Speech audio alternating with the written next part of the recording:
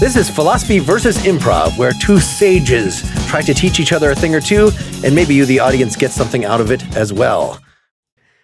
I'm Mark Linsenmeyer, so the music plays. Yep. I'm Mark Linsenmeyer, philosophy. I am Bill Arnett, improv. Who are you? I'm David Shields, creator of self-deconstructive nonfiction. Boom. That says it all. No further. Nothing else needed. You're promoting a book. Good night, everybody. Yeah. And we are out. Yeah. So anyway, I've done a new book, and it has a companion film, or actually began as a film and has become a companion book. It's a bit of a mouthful, but I actually like the title and subtitle. How We Got Here: Melville plus Nietzsche divided by the square root of Alan Bloom times Zizek squared equals Bannon. And there's a very cool movie poster, and a book poster. I even have it here. Maybe I'll show it. Where it has it as a little math equation. Okay. Some people think it's rather pedantic, but I just think it's very cool. Now you realize I'm not too familiar with Alan Bloom. He can't be negative or zero. Well, he's a conservative scold, saying that the relativism of the youth today and their left-winginess is ruining society. Are we taking the square root of a negative number or dividing by zero? I know. I was showing it to some of my math. I teach at the University of Washington. I'm showing to some of my friends who are math professors and statistician professors and epidemiology professors, and they just said they helped me sophisticate the math equation, but it makes no real sense, obviously. Yeah. What does it eat? I just think it looks cool. And I mean, there's a real argument being made in the book, which I think is, fairly coherent, but the math equation is a bit of a, what do we have? A little church bells there in Madison, Wisconsin or something? Bad phone. Oh, no.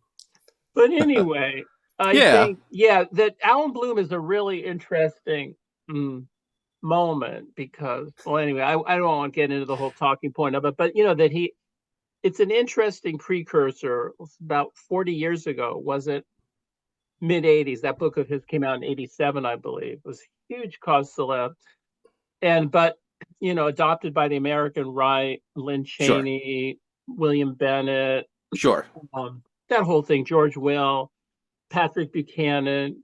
It didn't really work to sort of demonize the perspectivalism, the subjectivity of philosophy and intellectual thought for the last 100 years. And I think it's just, again, you guys are, especially Mark, I think, is more trained, seriously in philosophy much more so than I am. But that, to me, it's so interesting how the American right demonized that kind of deconstruction in 1980, let's say 84 to 87, all the way up to 92. And now, 2024, it is the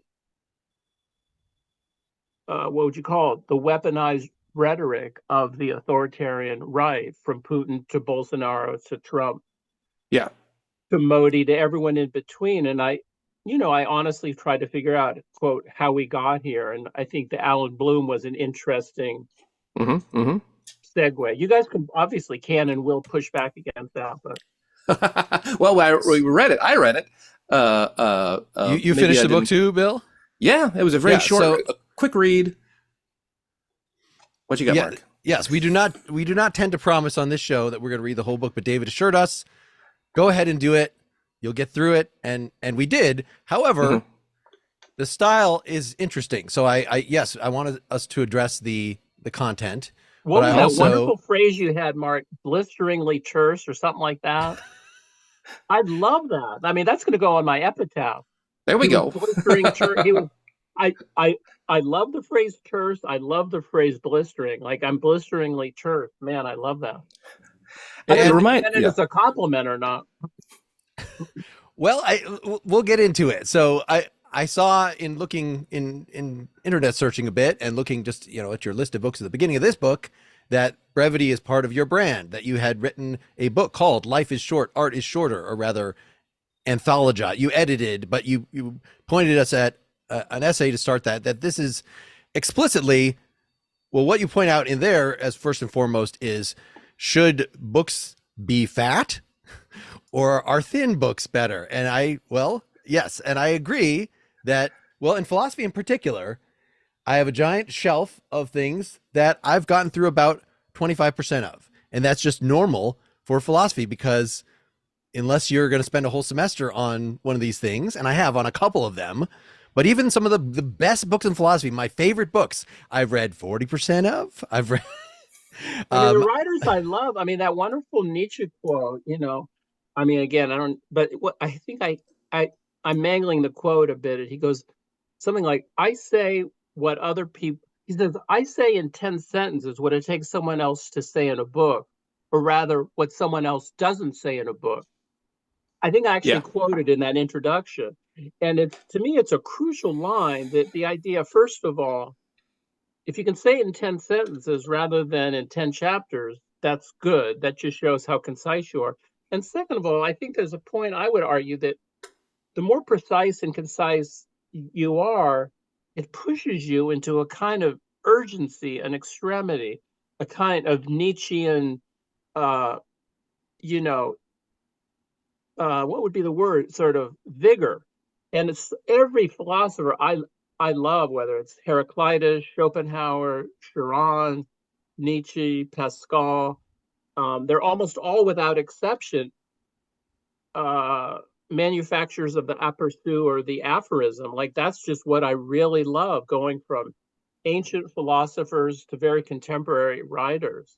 I don't know if it's the attention deficit disorder on my part, but I just love brevity, obviously. Well, there are two things that kind of come to mind. One is the quote, probably not really Mark Twain, but the whole, sorry, the letter is so long. If I had more time, would have been shorter.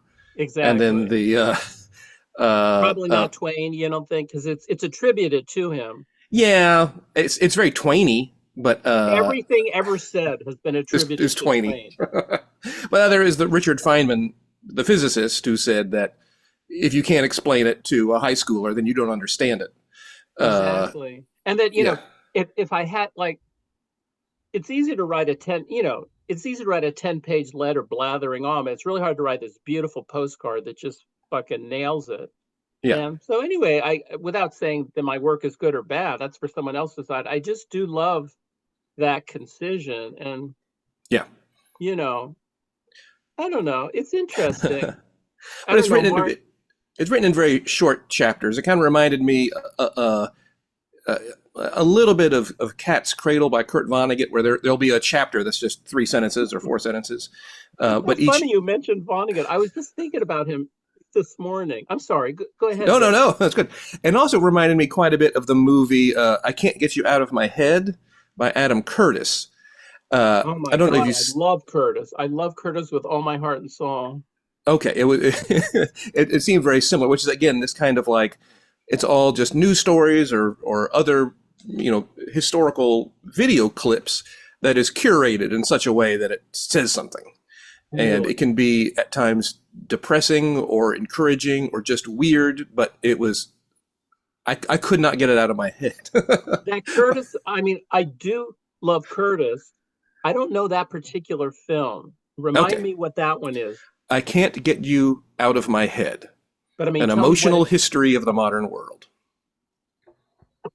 And, every Curtis film is the same movie. So it's like, I don't know if you know his stuff, Mark. I can IMDb him, but the name does not ring a bell.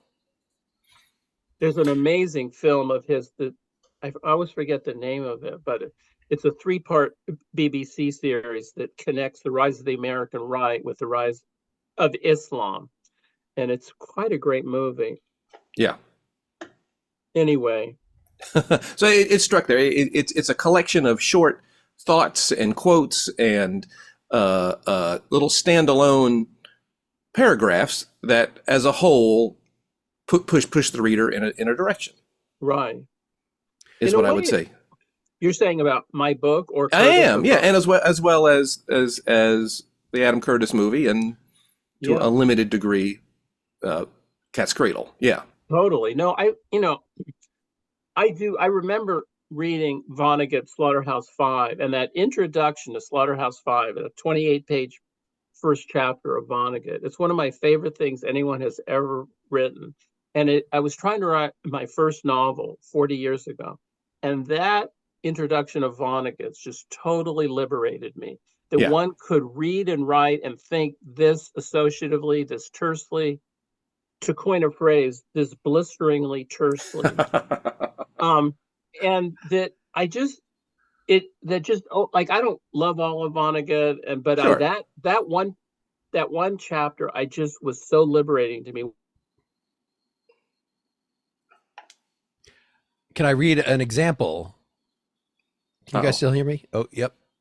I lost David's audio. David, we lost your audio here. I know, it says check my audio. There you go. Oh, there it goes. Okay, you're back. Did you have a sentence to finish?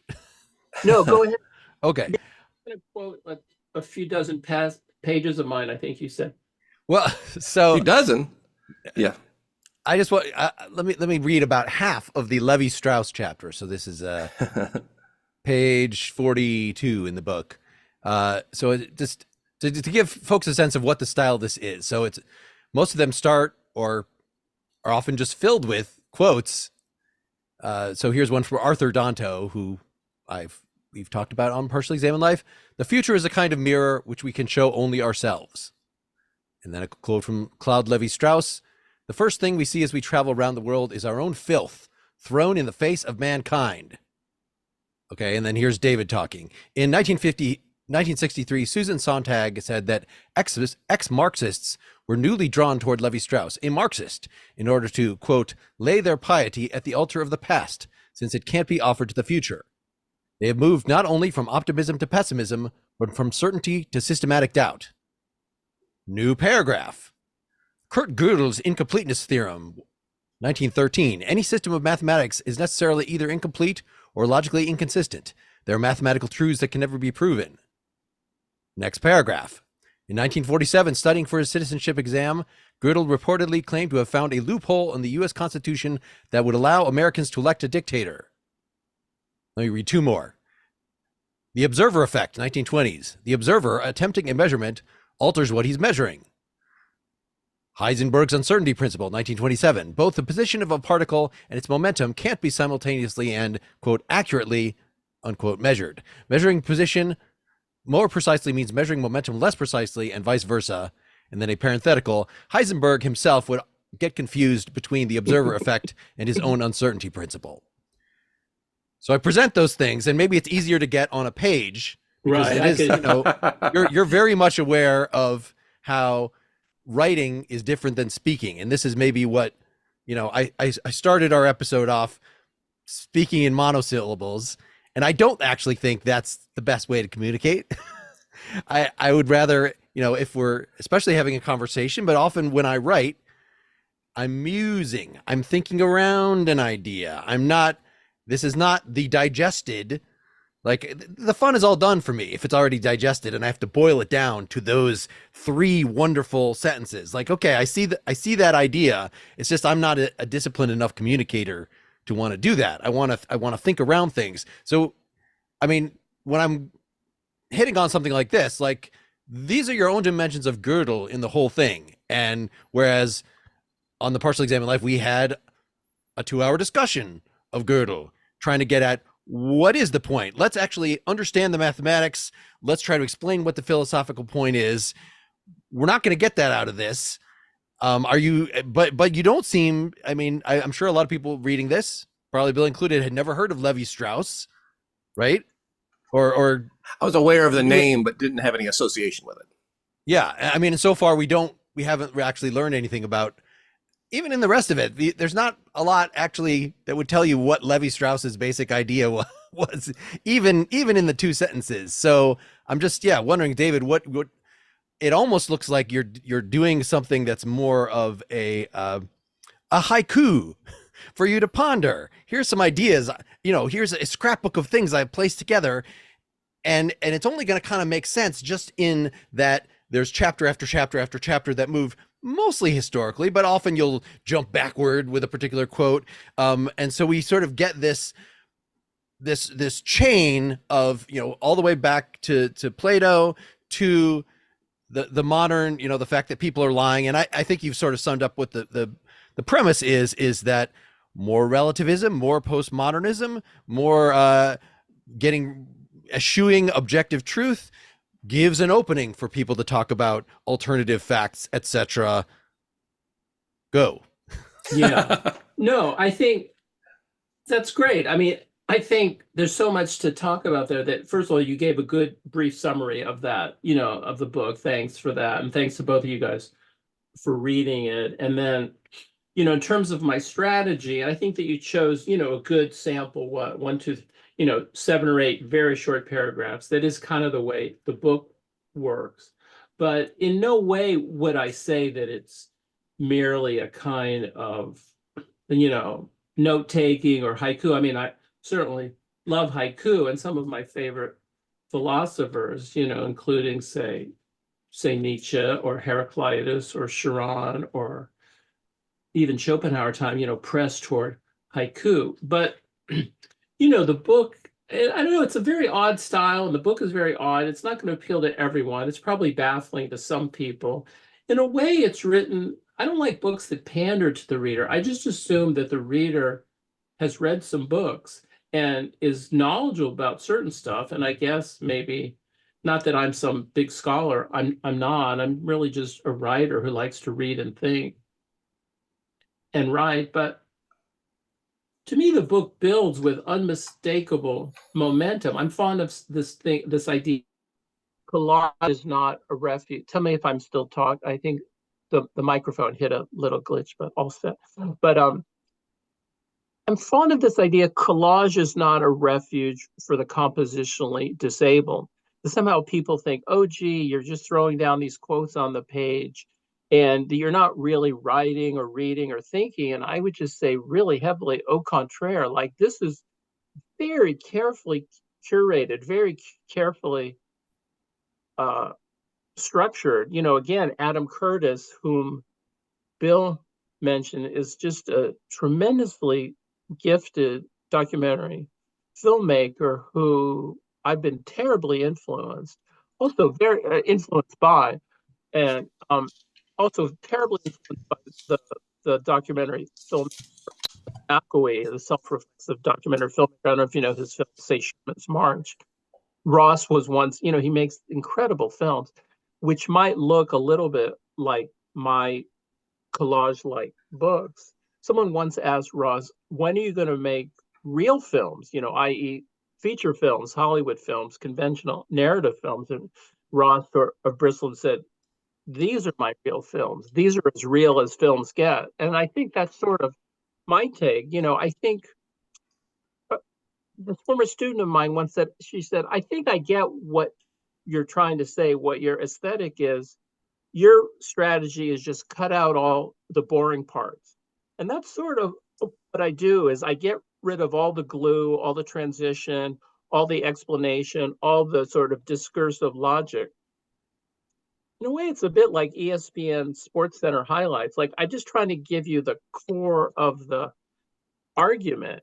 And that, to me, if my books don't work, or if How We Got Here doesn't work for a reader, I think the reader just shrugs and says, I don't know who Levi Strauss is. I don't know who, Derrida is, and they move on. But I think if you hang in on this very brief 110-page book, you can read it in a couple hours, that an argument clearly builds. I think I do hold the reader's hand enough to say, here's Socrates saying what, 2,300 years ago, or yeah, the only wisdom is knowing how little you know. And so here we are, 2,000 plus years later with all facts, or this incredible moment in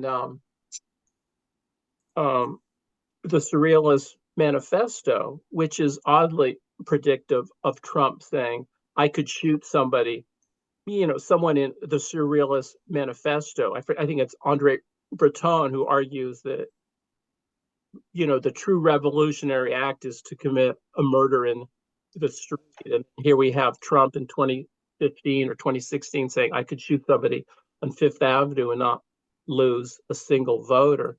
Anyway, I'm trying to suggest the philosophical, historical, and intellectual roots of the very confused political moment that we're in. And I think if you read the book through, from ancient Greece, up to Melville, Nietzsche, Dostoevsky, Sartre, Camus, the later existentialists, the post-structuralists, then into the right-wing attempt to demonize deconstruction, the right-wing attempt to kidnap deconstruction.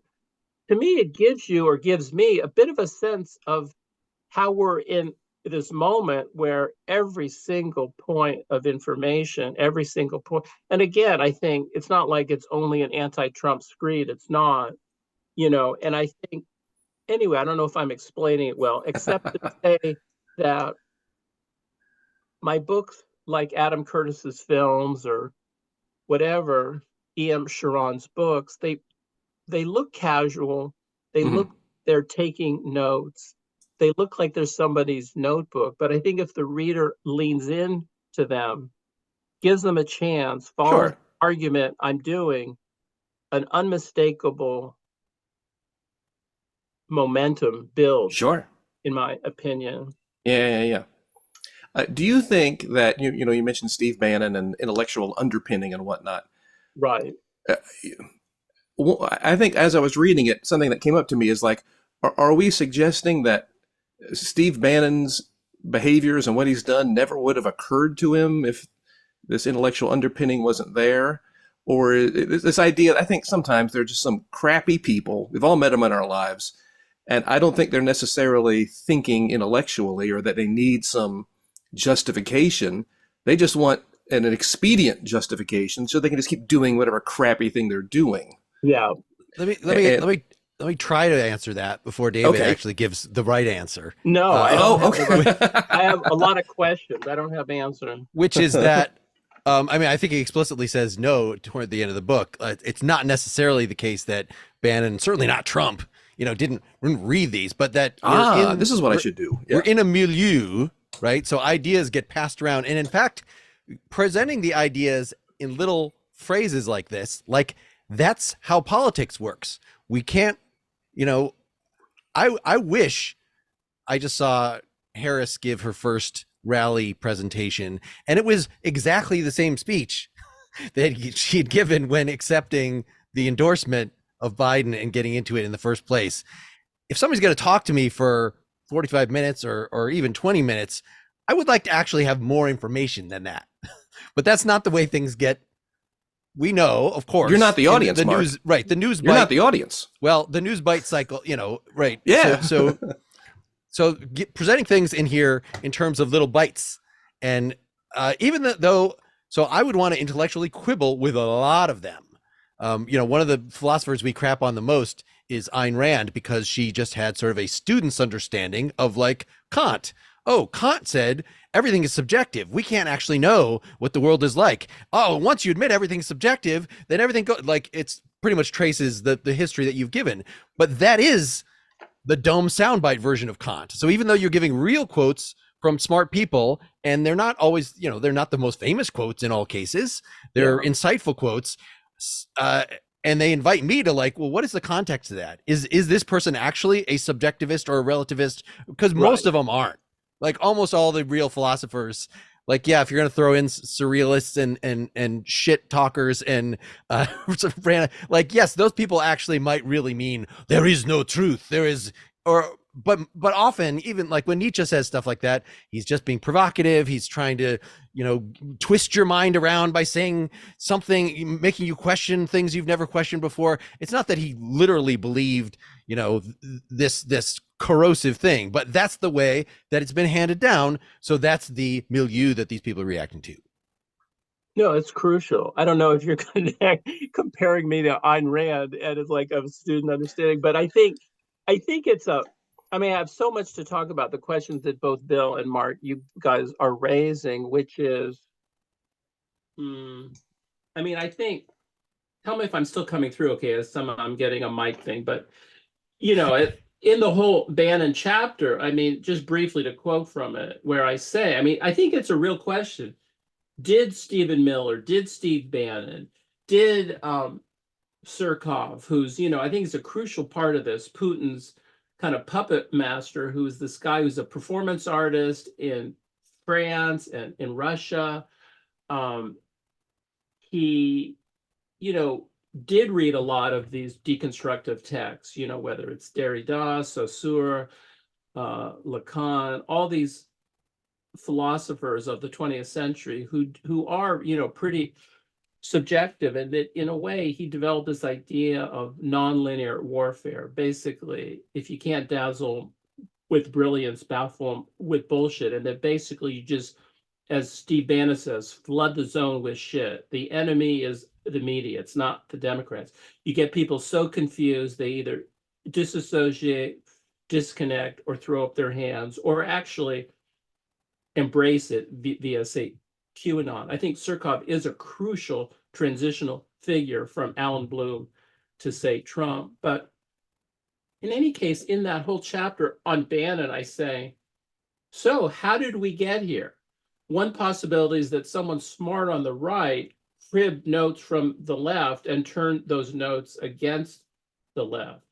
Or Steve Bannon and Stephen Miller came up with this stuff on their own. This is what sort of Bill was saying. An alternative evolutionary species developed on the right. Regarding the early evolution of human beings, did we all evolve together, or did some hominids die out and others survive? Some theorists believe that all the hominids merged into Homo sapiens. Another school of thought argues that there were dozens of different hominids. Several lines survived, and today we call all of them Homo sapiens. Did one hominid swallow all the others, i.e., did Bannon say, hold the phone, I just figured how to do this? Maybe, though, all these people were just having their own conversations and dropping their own alternative and developing their own alternative intellectual architecture based on similar strategies, in the same way early hominids did. An early hominid snuck over, saw the other tribe, ran back to his own tribe and said, they have these tools. Why don't we try to have similar or better tools? And then I sort of end that riff by saying followers of Marine Le Pen are now reading Foucault, which is actually true. It's kind of amazing. The far right is now studying Foucault. And in this bizarre way, the New York Times has this banner headline they run still, "The Truth Matters." Completely baffling to me that the center or center left, however you call that media megaphone, have adopted this neo-Bloomian, neo-Platonic view that the truth, capital T, truth matters. And the right, if you want to call it the right, the authoritarian right, whether it's, France, India, China, Russia, the US, has adopted these deconstructive, performative, perspectivalist strategies. And anyway, the book attempts to trace, indeed, how we got here. Anyway, that was a long journey, but that's interesting what you said earlier, Mark, about how you would read 40% or 20% of a book. You're talking about, say, like Hegel and reading the first 100 pages, or Sure, of the phenomenology. Yes, definitely. And so for me, it's sort of like, okay, why can't we do you kind of hate my impulse to love philosophers of aphorism? Like, for me, I love, I don't know what it is in me that loves philosophers, who are very concise, very aphoristic. And, I think, I don't know, it's an interesting idea that, whether it's Bill interested in improv, which is a kind of heightened comedy, or Mark's inability to read, the 500 pages Could I please just read the first 100? Or my interest in curated collage and aphorism and brevity, compression, concision. I don't know. I'm terribly interested in this idea of speed and velocity. And then at its worst, am I just falling into a soundbite culture? I think, I don't know.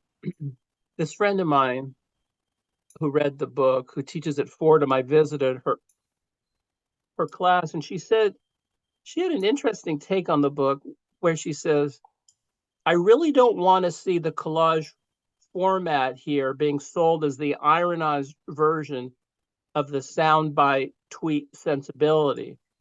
Collage demands that the reader set the fragments into fields of possible meaning, of new associations, of questions. It's not just a survey of viewpoints I run through with thumbs up or thumbs down. Collage is a way to get that Trump, Bannon, and Conway are events in the history of truth and meaning, and not underworld on who, oh my God, are ruling my world. Anyway, I thought that was an interesting. She's a teacher at Nina Goss, who teaches at Fordham. She's a former student, and she read the book and watched the movie, taught it to her class. I thought she had an interesting take on the book, which for her is this sort of idea that Trump is the final event in the history of the problematization of truth. And that I think it comes from somewhere. Yeah. So the selection you read was actually a good rejoinder to the one that I read, because that is a coherent explanation. Like, explanations should be short, because if they're 20 pages long, you've lost the plot. You're getting into too much detail, too many counterexamples. This is analytic philosophy's error, but it's still an explanation and not merely a little phrase or a quotation from somewhere else, just sort of put out there for you to think about.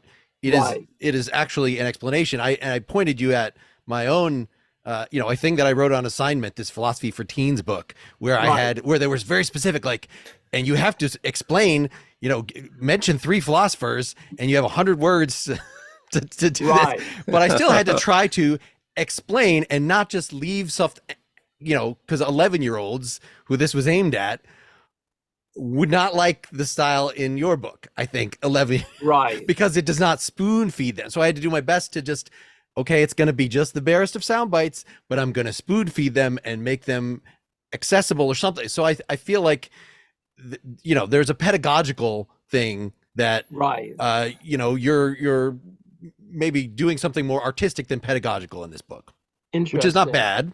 Yeah. Trying to think of what else. Do you mind if I quote a little more from my friend Nina's take on the book? I just thought, I don't know, I guess it's very laudatory, but I just think she explains the book better than I have or can. You're bringing a virtual friend onto the podcast, and I approve. She says the book's form, let's see, what does she say? Blah, blah, blah. How she goes, the we in the title isn't NPR subscribers, but all the West, all of us legatees of the genealogy of skepticism. The book's form insists that the reader narrate this genealogy themselves and engage the complex rhythm of triumphalism, exploitation, certainty, anxiety, doubt, terror, beauty, inspiration, more terror and exploitation and anxiety, rinse and retreat, rinse and repeat. That's a funny slip. Rinse and repeat, so that the reader earns the last fragment, which is the search for truth understood finally as the human tragedy. If you, as the reader, do the work, the genealogy of skepticism and what it entails offers a terrible revelation. 2024 is not an unprecedented insane asylum. I am not the smart and good watching the moronic and the evil take over. I'm not even the sleeping good letting the evil take over. This is the continual agon or conflict or drama tension of Western skepticism, Once you admit what is truth as a live question, you set in motion the world of how we got here. Anyway, I'm not, I hope that doesn't seem like self-applause, like, yay, my former student likes my book. But like, I just think that's a coherent argument for what the book does. It's a generous reading of it. And that to me is the book. And I don't know, Mark, you're much more trained in philosophy, trained in a technical sense than I am. But what do you think of her argument? Is she being too generous of what the book accomplishes, or? Well, I feel like we should, given that this is philosophy versus improv, we should let the book speak for itself. And David, I've brought, this is we've got some cutting edge technology on here, and I fed the book through.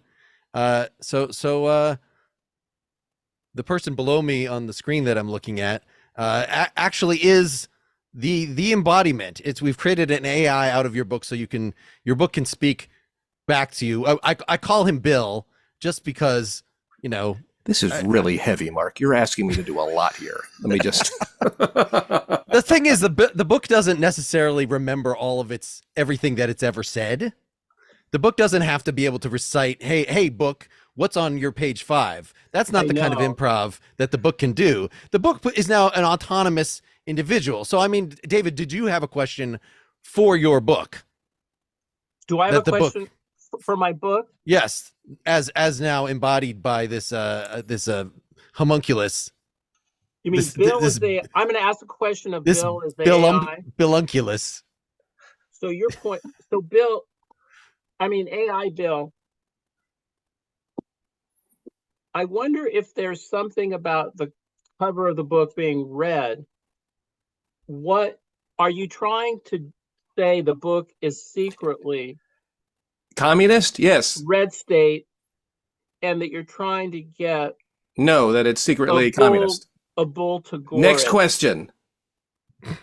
See, the book is very concise. Wow. God, AI is a fucking genius over there. Okay, Bill. Now, how about the movie? Did you guys glance at the movie at all? Movies are derivative art forms. Well, it's like David Markson says, he goes, tell me the 300th best book isn't better than the best movie ever made. He's a writer I've been very influenced by. He too is very aphoristic, very collage-like. It's just, there's a book of his I recommend terribly. I'm hungry for lunch. Really? What's your plan? Where are you guys both in Madison, WI, or no? Well, real Bill is in Chicago. AI Bill is everywhere. Existing everywhere at the same time. Where are you, Mark? I'm in Madison, yes. Do you know those guys at Best of Our Knowledge? They seem to like having me on. I'm only doing this show to get on Best of Our Knowledge. I've never met them. I've never gone to the show. We see your true motivations. Did you know them a bit? I know of them the same way that you do. Yeah. Anyway, I know people that have been to their show. They've had me on a few times. And there's a book I did that I enjoyed talking with them about, a book I did called War is Beautiful, the New York Times Pictorial Guide to the Glamour of Armed Conflict, which is a critique of New York Times war photography. And again, it's maybe I'll do a little visual aid here where, it's like the coolest book ever because the Times sued the publisher.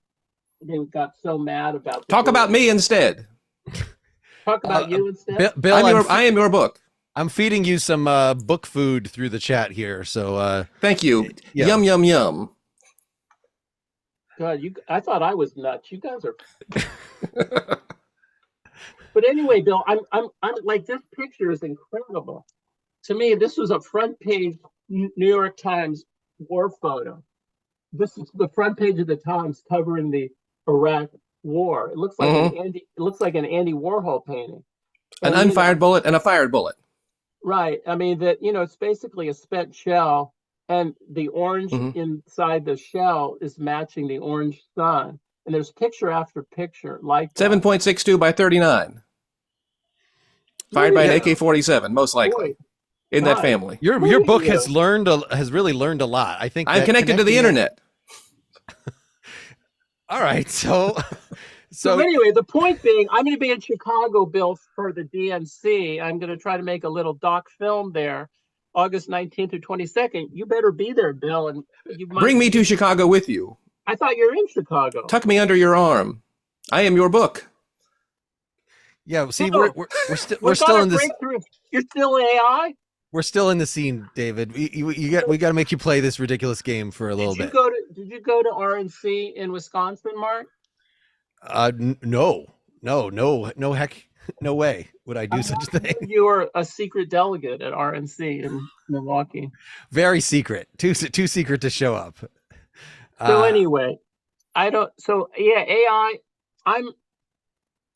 Let's see, AI homunculus. I'm a big homunculus fan. I think.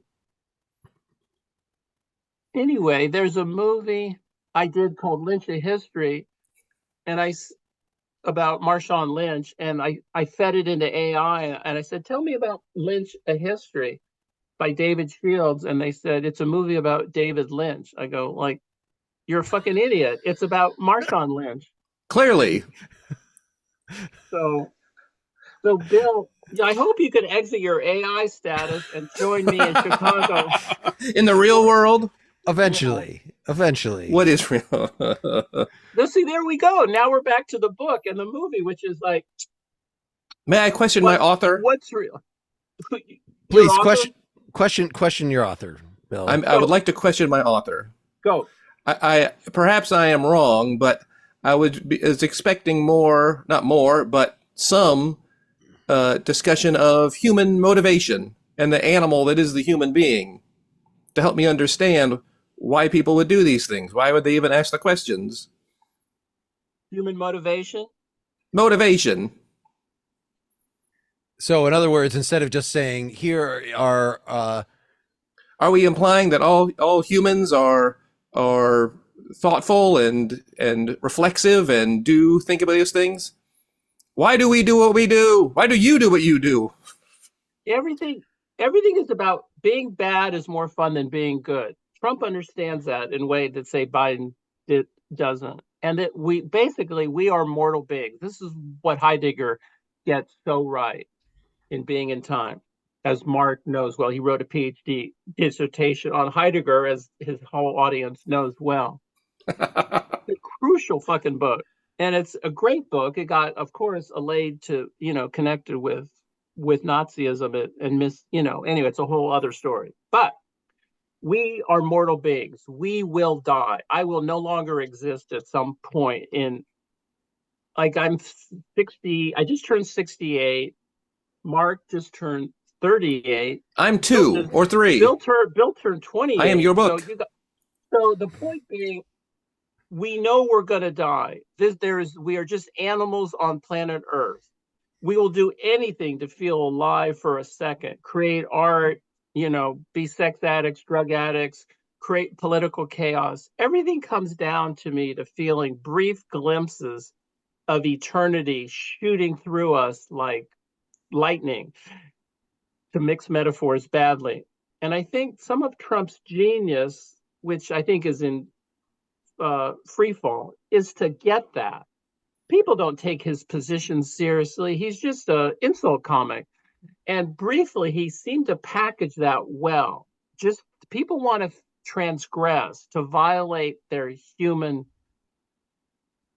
carapace. I don't know if you guys know Todd McGowan. He's a wonderful writer and philosopher. He had a book called Enjoyment, Right and Left, and how much politics is about enjoyment, and how much of the left political rhetoric has become a kind of scolding moralism, and how much the right has sort of embraced briefly amidst Trump a kind of I don't know what you call it, performative transgressiveness.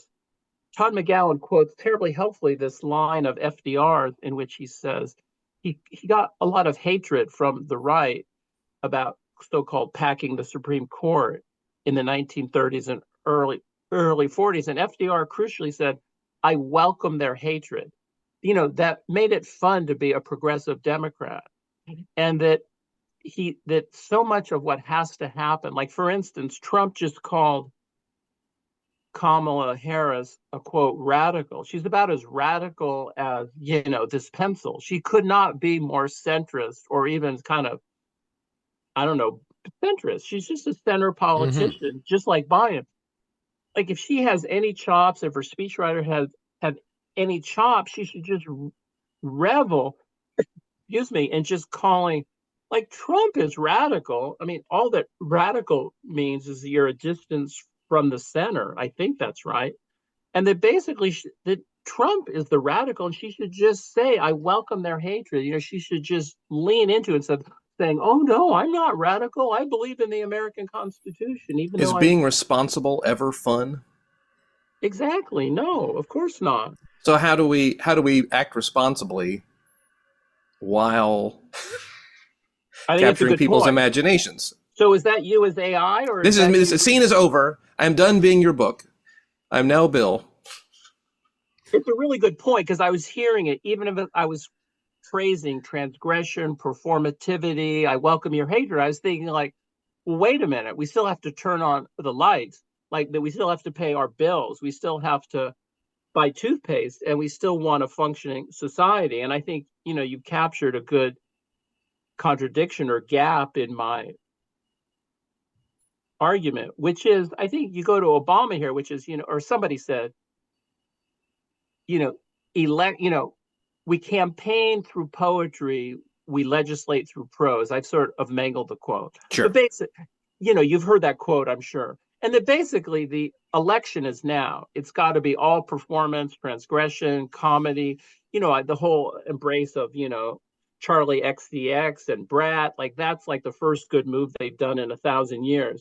And I think, but then of course you govern, I think, carefully, and, you govern as prose, you campaign as poetry. That's something Obama got almost to a fault, because he was such a pedestrian president, but a gifted campaigner. So I'm still wanting to answer Bill's question as AI Bill, as where human motivation is in here, because the Hegelian strain that I see here, right? You could tell the history of ideas without necessarily, you can say this idea sort of naturally leads to the next one. You're not talking about specific people and why they would, but there's, at least in the last move, like somebody created something, somebody else is going to abuse it. So there's where the human motivation comes in. If anything, I would say, if you're going to look at this book as sort of a dialectic, which of course Hegel's idea that one idea necessarily historically leads to the next is just a bunch of is bullshit. There's so much fluidity in terms of, but we so there's gradual increasing skepticism leads to a self-undermining, self-reflective, self-reflective, self-undermining discourse, which is then weaponized by somebody to say, well, if there's no, if you're basically, as soon as you're self-deprecating, this is why politicians can't go and sort of be honest, because then they would have to sort of be self-deprecating and admit, then somebody else is going to jump on that. Well, you yourself said, blah, blah, blah, and that's sort of where the line gets crossed, as a comedian or as somebody on a podcast, like, hey, it's okay for me to say, I don't have the attention span for that. But once you as a listener jump on and say, dude, you don't even have the attention span to do what you're talking about, then, well, that's not fair. That's not. So in fact, it seems like the one thing I wasn't sure in your book is, like, a lot of people like Alan Bloom raised this idea of, oh, these people have degraded truth.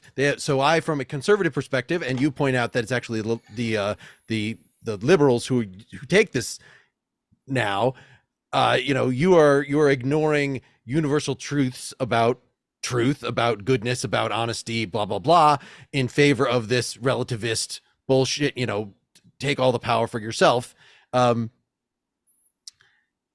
I know that was going somewhere. Comment on, I'll remember the end of my thought after you comment. I know. I think where you were going is, I think that, okay, it's sort of like David Shields, where do you finally stand on this? Are you sorry. What Alan Bloom thinks that deconstruction is bad, but it seems like you're saying, oh no, these retro modernists that are saying absolute truth, absolute goodness. They're just ignoring intellectual history. Whereas you're saying, actually, we should take Derrida seriously, or at least some form of that, maybe up to the existentialists. I stop at Derrida, but like through Levi-Strauss is fine. Yeah. No, I think it's a great question, and I guess I'm gonna try and stall for time so I don't have to answer. But like, it's not like I'm politically afraid or artistically afraid. Like, it's a little surprising to me how much I quote Lynn Cheney in the book. Liz Cheney's mother, who, during the 1980s and early 90s was a fierce proponent of demonizing deconstruction. It's going to ruin the U.S. Constitution, our democracy. It's going to undermine the Bible and blah, blah, blah. And at the time, I thought she was awfully foolish. And in many ways, I still have a lot of problems with her position, both philosophically and politically. But in the context of the book, she raises her quotes are relatively coherent and relatively useful. I think I finally fall. I mean, I try to raise the questions. I think I'm pretty much I'm pretty much a post-structuralist. I'm pretty much a deconstructionist. I'm pretty much a perspectivalist. I think the truth is very, very hard to know. It's very ephemeral. I think we're trapped in our own subjectivity to a staggering degree. I mean, all those things I believe in as a writer, a quasi-thinker, a filmmaker. And I guess, part of me is asking, again, this book I wrote in 2010 called Reality Hunger, a Manifesto, which tried to bring these issues. It'd be absurd to claim that, my book had some big influence on the Trump campaign, but, books like mine, whether it's hundreds of other books that sort of valorize an artistic strategy in books, films, mixing of genres, blurring of genres, undermining notions of truth. It's an interesting thing. I forget what that term is. It's something like what might make sense in one speech realm or one venue, such as questioning the nature of truth, like, say, Mary McCarthy's book, Memories of a Catholic Girlhood, in which she has a chapter. And at the end of that chapter, she says, well, that chapter was all false. I basically just made it up. And it's sort of a canonical book in the history of autobiography, questioning the nature of memory and truth.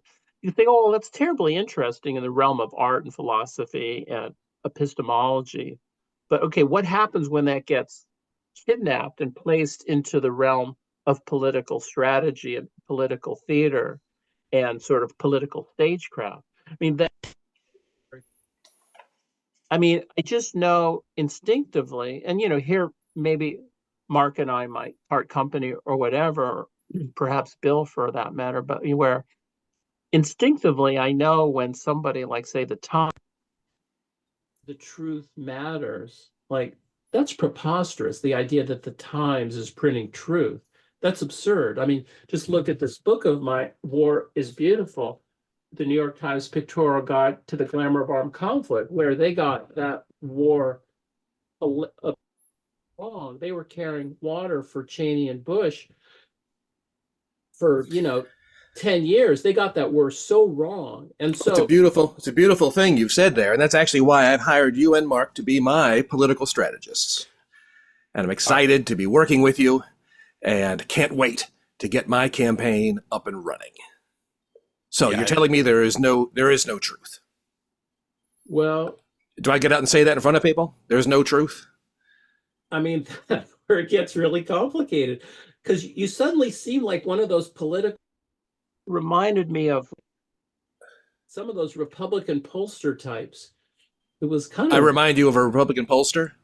I mean, or like you. That's a bad thing. I don't want to be. You had like a Michael Murphy or a kind of Rovian element to you there. You suddenly had an aggression that was freaking me out there, Bill. What do you say, Mark? What do we do for my political campaign? Do I tell the people? I think the aggression is good. Okay. I think that you can tell them that there is no truth as long as you spit it at them. You can't just say, ladies and gentlemen, there is no truth. Gotcha. But when somebody starts to say something that you don't like, you can say, there's no truth, and add fuck you. just Gotcha. just to really Okay. nail it home. Okay. There is truth, and that truth is what you said is stupid. Gotcha. All right, that'll work. That'll work. I'm thinking of a good moment where I think Trump or Obama was running for his first campaign, and he was. Do you remember that fellow in Chicago? He's probably your best friend, Bill. That guy who was Obama's minister at a church in Chicago. I forget his name, but he Flager. Jeffrey. You should Flager. not emphasize that association, candidate Bill. Okay. Oh, but anyway, he was a fellow. He's a African American guy who had a church. Different guy. Chicago. Yes. And there's this idea that Obama was being charged with guilt by association because maybe some of this preacher's rhetoric was being phrased by right-wing media as being sort of racially inflammatory or whatever, because he was pointing out racial oppression in this country. So Obama, they find some, is his name White or I can't recall his name, but anyway, this is rather a laborious story, but anyway, Obama's press secretary went on Fox News, and rather than saying in some boring way, you are targeting Barack Obama with guilt by association. So what if Obama attended for a few times the session of this guy's sermons, and Obama is not racially inflammatory, blah, blah, blah. Instead of doing that, the rather boring discursive thing, this press secretary, I forget his name, Robert somebody, went on Fox and started tarring everybody on the show with their own guilt by association. He was embodying the strategy rather than discussing the strategy. Gotcha. So let's say it was brilliant rhetorical and political theater. And after he just, because they said, hey, you're targeting us with guilt by association. He goes, exactly. That's exactly what you've been doing to Obama and this minister. I'll have to get that story polished up a bit. But it was brilliant political rhetoric. And in a way, that's what I'm arguing for. Okay. As political strategy, doing the thing rather than talking about. Gotcha. All right. Short answer. Here we go. Short answer time. Do people, would it be unsettling for people to know there is no truth? Yes. Short answer. Yes. Yes, okay. but that's good. But it's good. Okay. They should be unsettled. They should be unsettled. Then they will be knocked back and they will obey. It's a fascinating question because, it's the third rail of American politics. Short answer, David. Short answer. Give me the question again. Should people is it healthy to my campaign to tell people that there is no truth? Or do people want to know that there's a truth, and then I will lead them to the promised land? And the truth is, I'm the best man for the job. Definitely the latter. If I were okay, all right, now we're getting somewhere. Okay, why? If there is no truth, again, we're short answer mode. Why can't people accept that? Why can't people accept that there is no truth? Mark, short answer, go. Because then they would have no way to defend their existence. Okay. My God, that was just straight out of page 87 of my book. Mark nailed it. Okay. All right. So if there truly is no truth, but people want there to be truth, that's where we step in, right? That's where our campaign fills that gap, huh? Is that what you're telling me? You want to just redefine truth to be something subjective and individual, because then you can defend yourself. It's only when you say there's no truth as an objective standard that we all must contemplate the same data and come to the same conclusions. No, that's a non-starter. We're not going to do that. So you say, yes, I have, this is my truth. I'm speaking my truth. That sounds very personal. People think personal, make it personal. You're a personable person. They might even think you're a person if you're so personable. I'm not a person. I mean, I'm a power and money conglomerating machine. So I don't know, AI, if you've heard of Slavoj Žižek, but he says when the ancients said, I love you, they understood I love you to be built in with all of these qualifications that we now have. It's a necessary fiction. When you say, I love you, you're probably thinking internally, well, I don't know. Does she love me? Do I really love her? He says that we're terribly naive, we postmoderns, thinking if we say, I love you, we're somehow committing to some ideal. He says the idea when you say, I love you, or there is a God, or America's a democracy, or I feel your pain, that people understand those to be fictions, and that those are what you might call a necessary angel of political Turn a phrase, campaigning. an idiom. I mean, I think they're not fictions, they're performatives. If you're not saying, hey, if you were to analyze my brain and look for the love neuron, you would see it's firing like crazy. You know, you're making a commitment. You're saying I love you, and you know that you're committing yourself to something that is actually eternal and beyond, you know, what human beings are capable of. But that's how we do it. So I'll only say how would that you make a distinction, Mark, between performative and fiction? A fiction would be knowingly lying. Performative is leaning into the kind of epiphanic moment, something like A that. performative is you're performing an action that when you say I do in a wedding ceremony, you are not describing yourself, you are committing an act. So you're saying you're expressing, it's like a hug. When I say I love you, I'm basically giving you a hug, and you know, any literal meaning you want to take beyond that is sort of up for debate. It depends what the culture. So when you say, David, that they built in all the qualifications, it sounds like actually that you were, well, when I say I love you, of course you understand that if I found out you were actually a murderer, then I don't really love you. Or if I don't understand myself, there are limits in my own self-knowledge. So to the extent that I understand, you know, so really you should get a lawyer if you want to give an accurate description. Long answer. Sorry. How about this? I'll only say that I love the things that don't have a solid definition. Where we can debate the definition. I absolutely love America. I absolutely love freedom. Good luck defining those things. Okay, sure. If you How want to about argue, that? part of postmodernism is that there are no necessary and sufficient conditions. You've sort of left Wittgenstein out of the history here, David. You know, in terms of family resemblances. It's a good point. I hope he shows up. Okay. I love him with all my heart and soul. Do you? I thought can we love, David? I mean, he was homosexual, so I marry him, but he was okay. One Bertrand Russell line, he's waiting for Wittgenstein to show up on the train. He goes, God just arrived on the 9:38. I've always loved that line because neither Russell believed in God, but here comes Wittgenstein. I'll prefer my campaign to use airplanes. Is that okay? We can fly places rather than use the train. I mean, what counts as a plane exactly? I mean, does a helicopter count as a plane? It seems like maybe no helicopters. Too dangerous. Okay. I don't want to. I don't want to Kobe myself. All right. So only something really big like a is now a verb. Whoa, that's intense. So planes, trains, and all. An example where I just know it's a cheesy movie. It's corny beyond belief, but it moves me. It works. It's very performative. Like it's super bad, super corny, but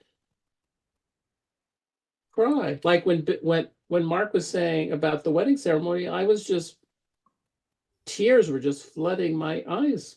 You're human, David. You're human. We are animals.